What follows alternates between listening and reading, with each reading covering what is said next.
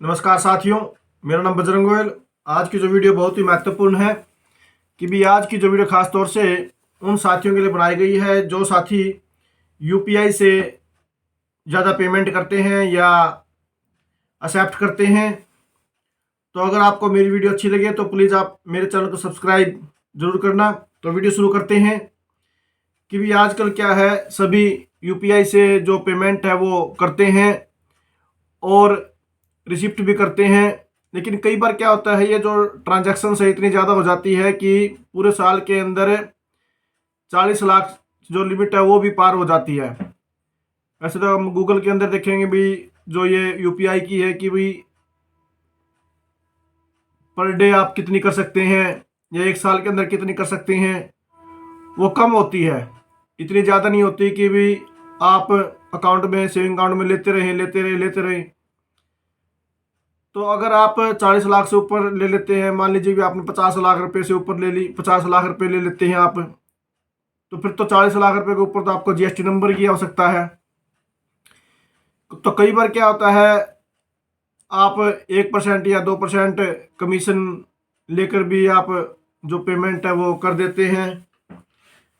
तो मान लीजिए कि भी आपने 50 लाख रुपये पेमेंट आपके अकाउंट में आ जाती है पूरे साल के अंदर और आपने 2% कमीशन भी ले लिया, 2% कमीशन बनता है आपका 1 लाख रुपये, और उसमें से आप 49 लाख रुपये आप पेमेंट कर देते हैं। तो इनकम टैक्स डिपार्टमेंट की तरफ से कोई अगर नोटिस आता है तो छानबीन होती है, तो आप ये कह देते भी हमारे पास तो 50 लाख रुपये आए थे और हमने 49 लाख रुपये पेमेंट कर दी। तो इनकम टैक्स डिपार्टमेंट इस बात को नहीं मानेगा कि आप ये कहोगे कि भाई मेरा तो जो प्रॉफिट हुआ 1 लाख रुपये हुआ। अगर आपके पास सभी ट्रांजैक्शन हुई है उनकी लिस्ट है कि भाई ये पेमेंटें कहाँ से आई और कैसे मैंने इनकी जो पेमेंट की है, अगर पूरी आपके पास सभी ट्रांजैक्शन लिखी हुई है तो आप क्लियर कर सकते हैं। लेकिन ट्रांजैक्शन इतनी ज़्यादा हो जाती है कि सभी पेमेंटें और जो रिसिप्ट आती है उनको लिखना मुश्किल होता है, तो आपको जो भारी इनकम टैक्स उसके ऊपर चुकाना पड़ सकता है। तो केवल आपके कहने से काम नहीं चलेगा कि मेरा तो जो कमीशन हुआ या मेरे को जो प्रॉफिट हुआ 1 लाख रुपये और 5 लाख रुपये तक तो वैसे भी कोई इनकम टैक्स नहीं बनता।